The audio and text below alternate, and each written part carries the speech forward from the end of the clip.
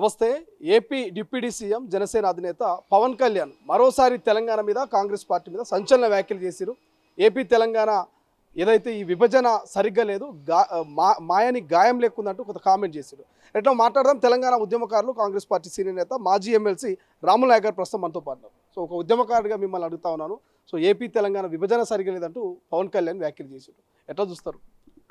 తెలంగాణ కాదు, ఆయన ముందుగాల తెలంగాణ మూమెంట్లో వెళ్ళాడు, అక్కడ ఆంధ్ర మూమెంట్లో వెళ్ళాడు.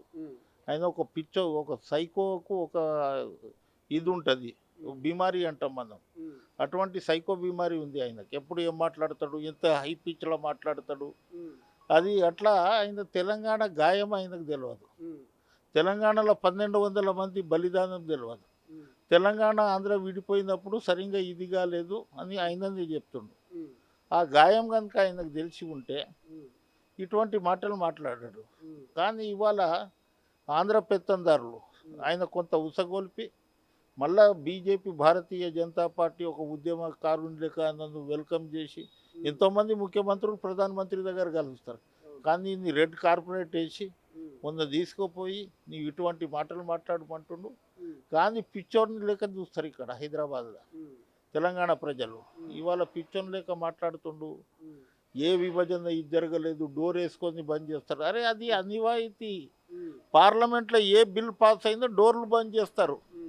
అసెంబ్లీలో ఇక్కడ గిట్ట అది అది ఆ రోజులలో పార్లమెంట్లో డోర్లు బంద్ చేసి బిల్ పాస్ చేసి ఆయనకి ఏం తెలుసు? అది ఆయనకు తెలియదు కదా. అందు గురించి పిచ్చోడు మాట్లాడినట్లు మాట్లాడుతున్నాడు. కేసీఆర్ ఉన్నప్పుడు ఎటువంటి ప్రాంతీయ విభేదాలు లేవు, కానీ కాంగ్రెస్ వచ్చినాకనే ప్రాంతీయ విద్వేషాలు రెచ్చగొడుతున్నారు అనేది పవన్ కళ్యాణ్ మాట. ప్రాంతీయ విద్వేషాలు కాంగ్రెస్ పార్టీ ఎప్పుడు రెచ్చగొట్టలే.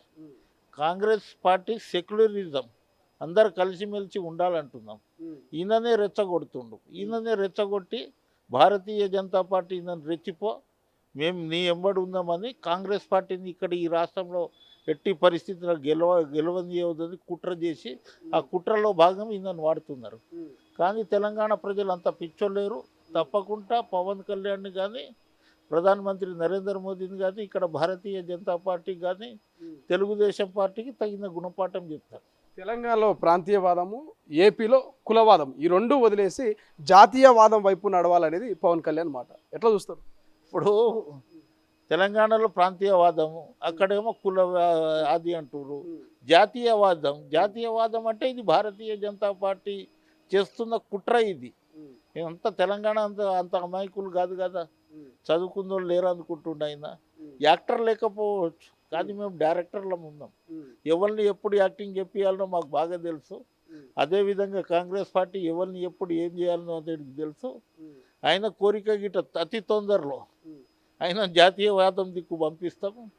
జాతీయవాదం అది చేయమను. కానీ తెలంగాణలో వచ్చి రెచ్చగొడితే తెలంగాణ ప్రజలు సహించారు. గతంలో చెగువేరాను ఆయన ఆదర్శంగా తీసుకున్నాడు, కానీ ఇప్పుడు చెగువేర ఎక్కడ కనిపించట్లేదు. మొత్తం కూడా సనాతన ధర్మం అంటున్నాడు. ఈ మార్పు మీద ఏం మాట్లాడతారు మీరు? ఆయన ఎప్పుడు ఏం మాట్లాడతాడో ఈ మార్పులు ఆయనకు తెలియదు కదా. ఎప్పుడు ఏం మాట్లాడాలి అనేది ఆయనకు తెలియదు. మూమెంట్లో పని చేయలేదు. ఆంధ్ర మూమెంట్లో అప్పుడు ఆంధ్ర గో బ్యాక్ అన్నప్పుడు తెలంగాణలో ఇది చేయలేదు. ఆ రోజు ఇడ్లీ సాంబార్ గో బ్యాక్ అన్నప్పుడు తెలంగాణలో ఇక బుట్టనే లేదు. అక్కడనే ఉన్నాడు ఆయన. అందు గురించి అక్కడ ఆంధ్ర మూమెంట్, జై ఆంధ్ర మూమెంట్లో పనిచేయలేదు, ఇటు తెలంగాణ మూమెంట్ని వ్యతిరేకించలేదు. లక్కీగా ఆయనకు 22 సీట్లు వచ్చింది చంద్రబాబు పుణ్యాన. అంతకుముందు ఆయన గిట్ట ఓడిపోయిండు. ఈ 22 సీట్లు ఆయనకి ఇది అయితే లేదు. ఆయన జాతీయవాదం దిక్కు పోమను చాలా మేము గిట్ట వెల్కమ్ చేస్తాం. జాతీయవాదం దిక్కు పోతే ఫైనల్గా కేటీఆర్ ఏమో పాదయాత్ర, కేసీఆర్ ఏమో బస్సు యాత్ర, ఈ రెండు యాత్రలతోటి సీన్ మారిపోతుంది, సర్వేలన్నీ మాకే అంటున్నాయి. కాంగ్రెస్ను చిత్తుగా ఓడిస్తామని బీఆర్ఎస్ నేతలు చెప్తున్నారు. ఏం చెప్తారు? ఇప్పుడు ఆయన బస్సు యాత్ర పెట్టినా, ఈయన కాల నడక పెట్టినా, నేనేమంటున్నా కేసీఆర్కి కేటీఆర్కి ఫస్ట్ కేటీఆర్కి ఏం చెప్తున్నా అంటే మోకాల నడక పెట్టుకుందాం. 10 సంవత్సరాలు నీవు చేసిన అహంకారం, షాడో ముఖ్యమంత్రి, అవినీతి చేసిన అని ఒప్పుకో. తర్వాత నువ్వు కాలయాత్ర, నువ్వు పాదయాత్ర చేస్తావా, మొక్కల మీద నడుస్తావా, ప్రజలు మిమ్మల్ని నమ్మరు. ఏ సర్వే చెప్పింది? మా నాయన బస్సు యాత్ర చేస్తుండు, నేనేమో కాలినడక యాత్ర చేస్తున్నాం. అన్ని సర్వేలు, వీడు కాలినడకనే చేయలే, ఆయన బస్సు యాత్రనే చేయలే, అన్ని సర్వేలు వచ్చేసినాయా? మేమే మళ్ళీ అధికారంలో వస్తున్నాం అంటే పచ్చి అబద్ధం. గిన్నీస్ బుక్ రికార్డులో ఎవరన్నా ఎక్కాలంటే కేసీఆర్ కుటుంబం పచ్చి అబద్ధం గురించి 100% మార్కులు పడతాయి. ముందుగా చేసి చూడండి, మీరు తెలుస్తుంది. నేను గిట్ట రేపు మేము ఇందిరాగాంధీ ఇచ్చి 50 సంవత్సరాలు అయింది లంబడోళ్ళకి రిజర్వేషన్ ఇచ్చి. ఇరకల యాదాది లంబడం మేము గిట్ట చేస్తున్నాం. మేము అధికారంలో వస్తాం, ఇంకో 5 సంవత్సరాలు ఉంటాం, 2047 వరకు ఉంటాం. అప్పటి వరకు మీరు ఎక్కడ ఉంటారు? ఇక్కడికి తెలంగాణకు ద్రోహం చేస్తే గడాఫీని కొట్టినట్టు కొట్టుమన్నారు రాళ్లతోటి. అది మిగిలింది, అది వీళ్ళు చూస్తూనే ఉంటారు. తప్పకుండా తెలంగాణ ప్రజలు ఎదురు తిరుగుతారు. Right, thank you so much. ఇది తెలంగాణ ఉద్యమకారులు మాజీ ఎమ్మెల్సీ రాములు నాయక్ ఇటు పవన్ కళ్యాణ్కు ఇక కేటీఆర్కు ఇద్దరికి కూడా గట్టిగా ఘాటైనటువంటి కౌంటర్ ఇచ్చారు. చూద్దాం భవిష్యత్తులో తెలంగాణ రాజకీయాలు ఎటువంటి మలుపులు తిరగబోతున్నాయి, ఎటువంటి పరిణామాలకు దారితీయబోతున్నాయి. కెమెరా పర్సన్ అజయ్తో శ్రీశైలం, తొలి వెలుగు, హైదరాబాద్.